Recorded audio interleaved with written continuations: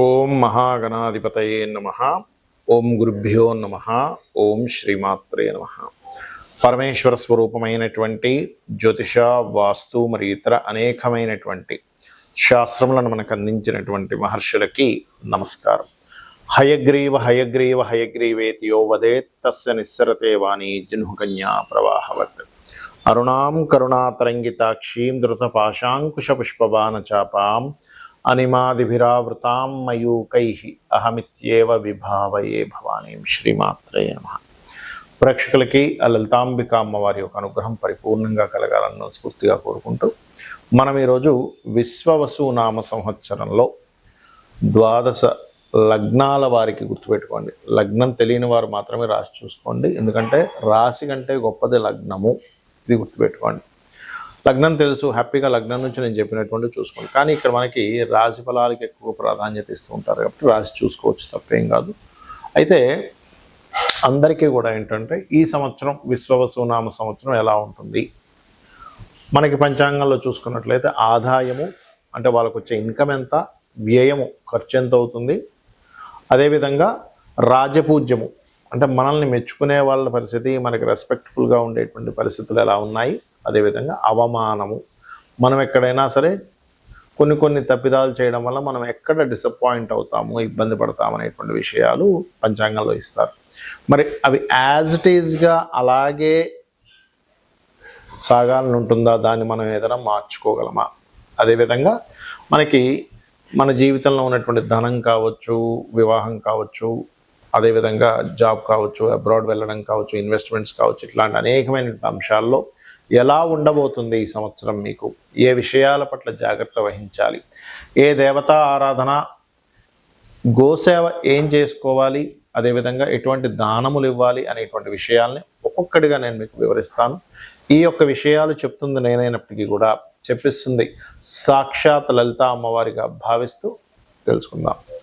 ముందుగా మేషరాశి లగ్నం చూసుకుంటే బట్ మేషరాశి ఆర్ మేష లగ్నం. అయితే ఇక్కడ మేషం వారికి పంచాంగంలో మనకి ఆదాయము, వ్యయము, రాజపూజ్యం, అవమానం ఎలా ఉన్నాయని చెప్పి చూసుకున్నట్లయితే మనకి ఇచ్చినటువంటిది ఆదాయం 2, వ్యయం 14. అంటే ఒక 2 లక్షలు వస్తే 14 లక్షలు ఖర్చు ఉందని అర్థమా? మరి దీన్ని ఏదైనా మార్చుకోవచ్చా? అదేవిధంగా రాజ్యపూజ్యం 5, అవమానం 7. అయితే ఇక్కడ ఇది వినగానే అందరికీ కూడా అమ్మో 2 లక్షలు వస్తే 14 లక్షలు ఖర్చా, లేకపోతే 2,000 వస్తే 14,000 ఖర్చా, 2 రూపాయలు వస్తే 14 రూపాయలు ఖర్చా అని అనిపిస్తుంది. కానీ ఇక నేను చెప్పేది ఏంటంటే మెయిన్గా మీరు ఎప్పుడైనా సరే ఒకటే గుర్తుపెట్టుకోండి, పంచాంగంలో ఉన్నటువంటిది ఒక ఎత్తు, మీకు మీ మేషం నుంచి గ్రహాలు ఎలా సంచరిస్తున్నాయనే దాని మీద, మరియు మీ పర్సనల్ చార్ట్లో కనుక ధనయోగం బ్రహ్మాండంగా ధనాన్ని ఇచ్చే మహాదశలు నడిచేటప్పుడు మీరు ఈ యొక్క సంవత్సర ఫలితాల విషయంలో పెద్దగా కంగారు పడాల్సిన అవసరం లేదు. ఒకటి, రెండవది ఈ ఫలితాలని మార్చుకోవచ్చు కూడా. అంటే ఎలా మార్చుకోవచ్చు అండి అంటే చిన్న ఎగ్జాంపుల్ చెప్తాను. ఇప్పుడు ఒక ఉదాహరణకి ఒక ప్రదేశం నుంచి ఇంకో ప్రదేశానికి నడుచుకుంటూ వెళ్ళాలంటే మనకి ఒక రోజు పడితే అదే కారులో వెళ్తే ఒక 4 గంటల్లో వెళ్ళిపోవచ్చు మేబీ కదా. అంటే ఇక్కడ ఏంటి, మనం చేసేటువంటి ప్రయత్నం వల్ల కూడా కొన్ని మార్పులు వస్తాయి. దాన్నే మనకి జ్యోతిష్ శాస్త్రంలో మనకి పూర్వజన్మ కర్మ అండ్ ఫ్రీ విల్ అని చెప్పారు. ఫ్రీ విల్ అంటే నువ్వు చేసేటువంటి ప్రయత్నం ద్వారా కూడా నీకు అవకాశం ఇచ్చాడు భగవంతుడు. మరి ఈ మేషం వారికి 2-14 అని ఉంది. ఆదాయం పెంచుకోవాలంటే ఎలాగ, అసలు గ్రహస్థితి ఆదాయం పెరగనటువంటి స్థితిలో ఉందా అంటే అలా ఏమీ లేదు. సహజంగా చూసుకుంటే మే 15 వరకు ఆదాయ స్థానంలో మీకు గురువు ఉన్నాడు. మే 15 వరకు గురువు 2లో ఉంటాడు కాబట్టి మే 15 వరకు ప్రాబ్లం లేదు. మరి 12వ స్థానంలో అధిక గ్రహాలు వచ్చున్నాయి, మీరు గమనించండి. షష్టగ్రహ కూటమితో స్టార్ట్ అవుతుంది మన ఈ యొక్క విశ్వవసు నామ సంవత్సరం. ఎక్కువ గ్రహాలు ఉన్నాయి కాబట్టి ఇక్కడ ఏంటి, వ్యయం ఉంది అంటే దీని అర్థం అనవసరంగా ఖర్చు అయిపోద్దని కూడా కాదు. మీరు ఇన్వెస్ట్మెంట్స్ కరెక్ట్గా కనుక నేను ఒక దాని మీద ఇన్వెస్ట్మెంట్ చేస్తే అది ఖచ్చితంగా ఆ యొక్క ఇన్వెస్ట్మెంట్ భవిష్యత్తులో నాకు మళ్ళీ బంగారు బాట వేస్తుంది అనుకునేటువంటి దాన్ని మీరు కరెక్ట్గా కనుక మీరు ప్లాన్ చేసుకొని ఇన్వెస్ట్మెంట్ చేసినట్లయితే ఖచ్చితంగా ఆ యొక్క ఇన్వెస్ట్మెంట్స్ బాగుంటాయి. అదేవిధంగా మరి ఈ వ్యయం తగ్గాలి, ఆదాయం పెరగాలంటే మీరు చేయవలసింది ఏమిటి? సింపుల్గా ఏం లేదు, మీరు నవగ్రహాలలో గుర్తుపెట్టుకోండి, బుధ శని గ్రహాల దగ్గర దీపారాధన చేస్తూ ఉండండి. ఓం సంపత్కరీ సమారూఢ సింధుర వ్రజ సేవితాయ నమః అనేటువంటి చేస్తూ ఉండండి. ఇంపోర్ట్ ఎక్స్పోర్ట్ బిజినెస్ల ద్వారా ఆదాయం కోసం మీరు కనుక ప్రయత్నం చేసినట్లయితే ఎందుకంటే 12వ స్థానం కదండి. 12వ స్థానం అంటే విదేశీ సంబంధము, ఇంపోర్ట్ ఎక్స్పోర్ట్ రిలేటెడ్ ఇట్లాంటివి. ఓకే, అలాంటి వాటి ద్వారా మీకు యోగం ఉంటుంది. ఏదైనా ఆలయానికి వెళ్ళి అక్కడ ఏదైనా సేవ చేయండి. ఆలయాలకు వెళ్ళి అక్కడ ఏదైనా మీరు సేవ కనుక చేశారంటే ఖచ్చితంగా మీకు ఏమవుతుందంటే, మీరు ఏదైతే సంపాదన కావాలనుకుంటుంటారో, ఏదైతే ఫైనాన్షియల్గా గ్రోత్ పెరగాలి, ఉన్నటువంటి ఈ యొక్క అనవసరమైన ఖర్చు తగ్గాలనుకుంటారో 100% తగ్గుతుంది. అందులో ఎటువంటి సందేహం లేదు. అలాగే దీంతో పాటు మరొక విషయం ఏంటంటే, గోశాలకు వెళ్ళి గోవులకు కాస్త ఏదైనా తినిపించండి. ఒకవైపు మీకు దాన్ని ఏమంటారు, జీవులకి సేవ చేసినటువంటి యోగము కలుగుతుంది. మీ జాత చక్రంలో మీకు గోచారంలో ఈ విశ్వవసునామ సంవత్సరంలో వ్యయం ఎక్కువ ఉన్నటువంటి దోషం కూడా తగ్గుతుంది. మరి రాజ్యపూజ్యం 5, అవమానం 7 అంటే మనల్ని మెచ్చుకునే వాళ్ళ సంఖ్య 5, అవమానించే వాళ్ళ సంఖ్య 7 ఉన్నారు. ఇది కూడా మరి మనకి ఎప్పుడు కూడా మనకి రెస్పెక్టే కావాలి కదా, అవమానం వద్దు. కాబట్టి అవమానం తగ్గాలంటే ఏం చేయాలి? అవమానం అనేటువంటిది అసలు ఏ స్థానంలో ఉంటుంది అంటే, ఇక్కడ మీరు అవమానం తగ్గాలంటే కాస్త మీరు పెసలు దానంగా ఇస్తూ ఉండండి. కాకపోతే అవమాన స్థానంలో గురువు వెళ్తున్నాడు కాబట్టి పెద్దగా అవమానం జరగాలని రూల్ లేదు ఇక్కడ. కాకపోతే ఎంతైనా సరే మనకి 8th and 3rd హౌసెస్ ఈ అవమానాల స్థానంగా కూడా చెప్తుంటారు. కాబట్టి అందుకే చూడండి, ఏదో కోల్పోయిన ఫీలింగ్ వస్తూ ఉంటుంది. లేనట్లయితే మనం ఒక రకమైనటువంటి దీనికి గురవుతూ ఉంటాం. కాబట్టి మీరు విష్ణు సహస్రనామాలు కనుక వింటున్నట్లయితే అవమానం యొక్క సంఖ్య తగ్గుతుంది. అలాగే మరి మిగతా అంశాలు ఎలా ఉన్నాయి? రాజ్యపూజ్యం పెరగాలంటే ఏం చేయాలంటే సింపుల్గా ఏం లేదండి, మీరు వెంకటేశ్వర స్వామి ఆలయాలకు వెళ్తూ ఉండండి. ఓం నమో వెంకటేశాయన నామస్మరణ చేయండి. దశమ స్థానం యాక్టివ్ అవుతుంది, రాజ్యపూజ్యం పెరుగుతుంది. ఇక మిగతా అంశాలు ఈ సంవత్సరం అసలు మీకు రాశిపరంగా ఎట్లా ఉంది అని చెప్పి చూసుకున్నట్లయితే సింపుల్గా ఏలినాటి సెన్స్ స్టార్ట్ అవుతుంది. అందరికీ తెలుసు. ఇన్వెస్ట్మెంట్స్ విషయంలో జాగ్రత్తగా ఉంటూ కాస్త మీరు ఉదయమే నిద్రలేచి ధ్యానం చేయగలిగితే ఏలినాటి శని ప్రభావం ఉండదు. ఫైనాన్స్ గురించి అయితే మనం ఆల్రెడీ చెప్పుకున్నాము.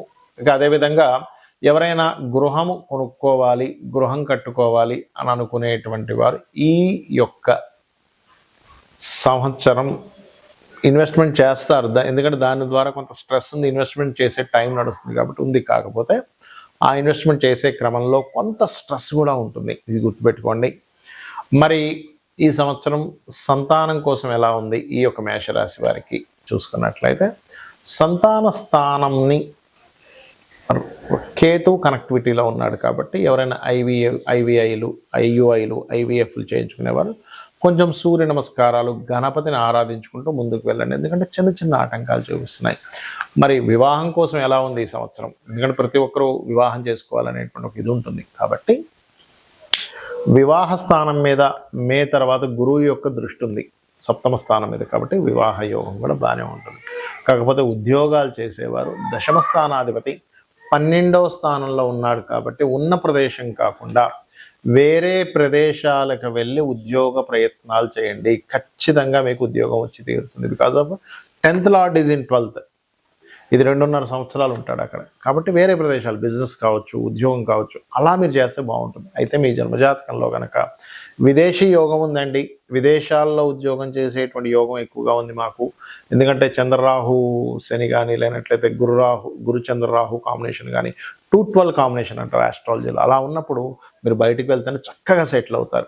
ఇక్కడే ఉంటే మీ టాలెంట్కి తగ్గ ఉద్యోగం రాదు. ఇక్కడ ఏంటంటే కొంతమందికి టాలెంట్ బోల్డ్ అంత ఉంటుంది, కానీ వాళ్ళ టాలెంట్ తగ్గ కంపెనీ లేకపోవడం, వాళ్ళ టాలెంట్ తగ్గ జాబ్ రాకపోవడం, విసిగొచ్చేసి మానేస్తుంటారు. నాకు టాలెంట్కి సంబంధించింది కాదు. కాబట్టి ఇది చేసుకోండి. అలాగే ఉద్యోగ సంబంధించిన విషయంలో ఇబ్బందులు కలగకుండా ఉండాలంటే ఓం శ్రీమాతా శ్రీ మహారాజ్ని శ్రీమత్ సింహాసనేశ్వరి నమః. అలా కాదండి, నాకు ఉద్యోగంలో ఎదుగుదల అనుకుంటున్నాను, ఆల్రెడీ ఉద్యోగం ఉంది అనుకునేటువంటి వారు ఓం మాణిక్య మకుటాకార జానుద్వయ విరాజితాయ నమః అని చెప్పి చేసుకోండి. ఏలినాటి శని ప్రభావం మీకు పడకుండా ఉండాలి అంటే ఎక్కువగా నిద్రపోకండి. చిన్నపిల్లలు, ముసలి వాళ్ళు, లేడీస్కి కాదు, అనారోగ్యగ్రస్తులకు కాదు, యువకులు ఎక్కువగా నిద్రపోకండి. మరియు వీలైనంత మట్టుకు మీరు ఓం అనాకలిత సాదృశ్య చుబుకశ్రీ విరాజితాయ నమః అనేటువంటి నామాన్ని రెగ్యులర్గా చాంటింగ్ చేయండి. ఏలినాటి శని యొక్క ప్రభావం మీ మీద పడదు. చాలామందికి జాతచక్రం ఉండదు, మరి వాళ్ళు ఏం చేయాలి? ఎందుకంటే వాళ్ళకి రాశి, నక్షత్రము, లగ్నం ఏమీ తెలియదు.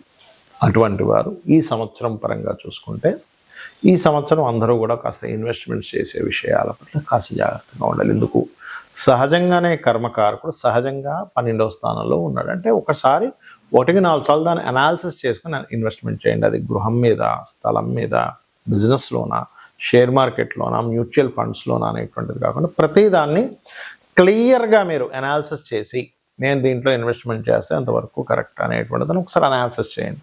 ఎందుకంటే రాబోయేటువంటి కాలం ఆల్రెడీ 3 సంవత్సరాల క్రితమే నేను మీకు హెచ్చరించాను. రాబోయేటువంటి కాలం జాబ్స్ తక్కువ, సొంతంగా మనం చేసుకోవాల్సిన సమయం ఆసన్నం అవుతుంది అని 2.5-3 ఏళ్ల క్రితమే హెచ్చరించినటువంటి వీడియోలు ఉన్నాయి యూట్యూబ్లో, చూడండి కావాలంటే. ఎందుకంటే శని నీచ పొందేటువంటి స్థానం వైపు ప్రయాణిస్తున్నాడు కాబట్టి ఇప్పటికీ మించిపోయింది ఏం లేదు, ఇంకా 2.5 సంవత్సరాల తర్వాత వెళ్తాడు అక్కడికి. కాబట్టి మీ మీకు ఇక్కడ కనబడుతూనే ఉంది చూడండి, జాబులు తగ్గుతూ ఉన్నాయి. అంటే మనం ఓన్గా ఏం చేసుకోగలం, మన టాలెంట్ ఏంటి, ఒక్కొక్కరిలో ఒక్కొక్క గొప్ప టాలెంట్ ఉంటుంది. ఒక వ్యక్తికి మ్యూజిక్ వస్తే ఇంకో వ్యక్తికి చెస్ ఆడడం బాగా రావచ్చు, అందులో టీచింగ్ వెళ్ళొచ్చు. లేదా ఒక వ్యక్తి మంచి ఫుడ్, ఒక వ్యక్తి మంచి క్రియేటివిటీ పర్సన్ అయి ఉంటాడు, ఇంకో వ్యక్తి మంచి ఫైనాన్షియల్ గైడింగ్ ఇచ్చే వ్యక్తి అయి ఉంటాడు. మీలో ఉండేటువంటి టాలెంట్ ఫస్ట్ మీరు గుర్తించి ఈ వైపు మార్గాన్ని ఫస్ట్ ఎంచుకోండి. అలాగే ఎవరికైనా సరే వారికి జాతక చక్రం లేదు, మాకు తెలియదండి, మాది ఏలినాడు శని నడుస్తుందో, అర్ధాష్టమ శని నడుస్తుందో, అష్టమ శని నడుస్తుందో తెలియదు అనుకునేటువంటి వారికి ఒకటే చెప్తా, నిత్యము ఉదయము సాయంత్రము అమ్మవారికి దీపారాధన లేదా మీ ఇష్టదైవానికి దీపారాధన, పంచోపచార పూజ చేయండి. అంటే గంధము, పుష్పము, ధూపము, దీపము, నైవేద్యము. జస్ట్ మనస్ఫూర్తిగా ఒక్క 10 నిమిషాల్లో మీకు పూజ కంప్లీట్ అవుతుంది. ఖచ్చితంగా మీకు ఎటువంటి ప్రభావం మీ జన్మజాతకంలో నాకు ఏలినాడు శని ఉందనో, లేకపోతే పలానా గోచారంలో ఉండేటువంటి గురుబలం లేదనో లేనట్లయితే ఒక్కొక్కసారి ఏమవుతుంటుందంటే కాల సర్పదోషం, ఇట్లాంటివన్నీ భయాలు పెట్టుకుంటారు అనవసరంగా. అటువంటి భయాలు ఏమీ పెట్టుకోకండి. చక్కగా గ్రహస్థితి ఎలాగున్నా నేను అమ్మవారి పాదాలు పట్టుకున్నా, నా శివుణ్ణి నమ్ముకున్నా, లేదా నారాయణ్ని నమ్ముకున్నా, నా ఇష్టదైవాన్ని నమ్ముకున్నా, నా ఇష్టదైవమే నన్ను చక్కటి మార్గంలోకి తీసుకెళ్తుందని మీ పనులు మీరు చేస్తూ కూర్చోండి. అనవసరమైన భయాలు పెట్టుకోకండి. అలాగే ఇక్కడ ఒక చిన్న టిప్ ఇస్తాను, ఏంటంటే వాస్తుపరంగా ఎప్పుడు కూడా మీకు ధనాభివృద్ధి కలగాలి అంటే ఉత్తరంలో ఎటువంటి బాత్రూమ్స్, లెటరిన్స్ ఉండకూడదు. ఉత్తరంలో వైట్ కలర్ ఉండేలా చూసుకోండి. ఖచ్చితంగా మీకు 100% కూడా మీకు మీ యొక్క ఫైనాన్షియల్ గ్రోత్ పెరిగి తీరుతుంది. అలాగే ఆగ్నేయంలో కూడా వాటర్ లేకుండా కాస్త ఒక గ్రీన్ బల్బ్ ఉండేలా చూసుకోండి. ఉత్తరంలో వైట్ కలర్ ఉండేలాగా, ఈస్ట్ అండ్ ఆగ్నేయం సైడ్ కాస్త గ్రీన్ కలర్స్ ఉండేలాగా, అలాగే నైరుతిలో creamish colour or yellowish colour master bedroom ఉండేలా ట్రై చేయండి. అప్పుడు ఏమవుతుందంటే అది వాస్తుపరంగా ఎనర్జైజ్ అవుతుంది ఆ యొక్క ప్రదేశం అనేటువంటిది. అలాగే మరొక విషయం ఏంటంటే ఇక్కడ మీరు ఈ దేశకాల సంబంధించినటువంటి విషయాలు కనుక చూసుకుంటే ప్రపంచవ్యాప్తంగా కొంత ఆర్థిక మాన్యాలు, కొంత స్టార్టింగ్లో అంటే సంవత్సరం మొదట్లో కొన్ని చిన్న ఇవి చూపిస్తున్నాయి. ఎందుకంటే మనకి గతంలో ఏదైతే మనకి దీనికంటే విశ్వవసు నామ సంవత్సరానికి ముందు ఏదైతే క్రోధినామ సంవత్సరంలో అనవసరమైన గొడవలన్నీ జరిగాయో ఈ సంవత్సరంలో అన్ని గొడవలు ఉండవు, తగ్గుతాయి కొంతవరకు. కాకపోతే ఈ ఆర్థిక మాన్యాలు, ఈ జాబ్ మీద ప్రభావాలు ఇవి ఉంటాయి. కాబట్టి ఈ యొక్క విషయంలో కాస్త మీరు జాగ్రత్తగా మీ లైఫ్ని ప్లాన్ చేసుకుంటారని మనస్ఫూర్తిగా కోరుకుంటూ శ్రీమాత్రే నమః.